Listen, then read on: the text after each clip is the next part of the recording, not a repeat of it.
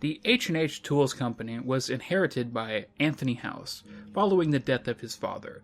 Anthony used his lawyers to cut his half-brother, Robert House, out of his inheritance.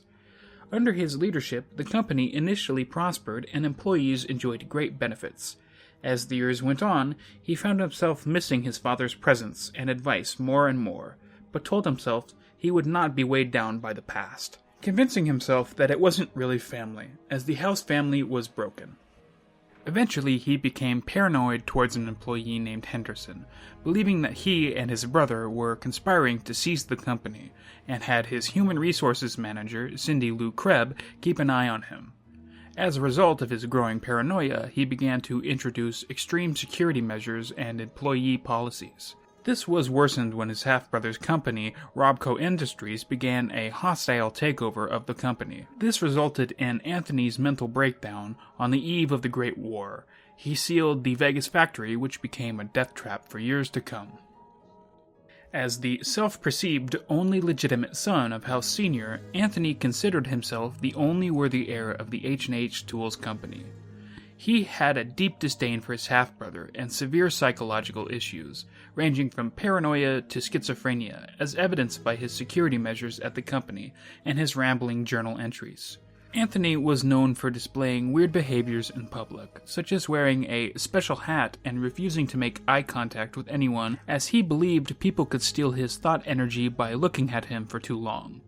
Anthony also had several outlandish security measures installed, such as random DNA screenings, sealing off employee bathrooms, and bans on speaking any other language than English during business transactions. The only employee he seemed to trust was his human resources manager, Cindy Lou Krebs, who effectively acted as his right hand and enforcer in the workplace. Meanwhile, his half-brother Robert House quickly rose to prominence with his own company, Robco Industries. Anthony's already fragile mental condition began to rapidly deteriorate as Robco started aggressively buying into the H&H Tool Company's stock.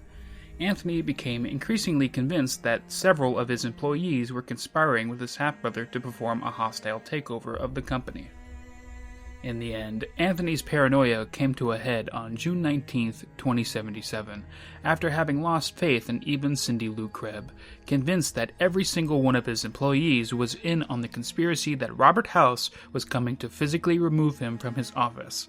He locked down the factory and activated its security systems, refusing to go down without a fight. One of the notable products produced by the H&H Tool Company is the Nailer nail gun, which can be converted to become an extremely deadly, semi-silent automatic weapon. Despite being quiet, it can still draw attention when fired in close proximity. The company was also a major subcontractor for the PDQ-88B Securitron, after Mr. House purchased a majority of the stock with the help of his company, Robco Industries. The company also appears to have produced a type of concrete grinder that would have been turned into an improvised deadly melee weapon. It remains in the files of Fallout 76, having been added with the Wastelanders update, but it remains to this day unused. With the upcoming expedition to the pit in 2022, it is likely that this weapon will be implemented then. If you enjoyed this video, please consider giving it a like and subscribing for more. If you do, then Victor will leave you alone and let you carry on with your business. If you don't, then he will scare the living shit out of you and force you into unwanted dialogue. Forever.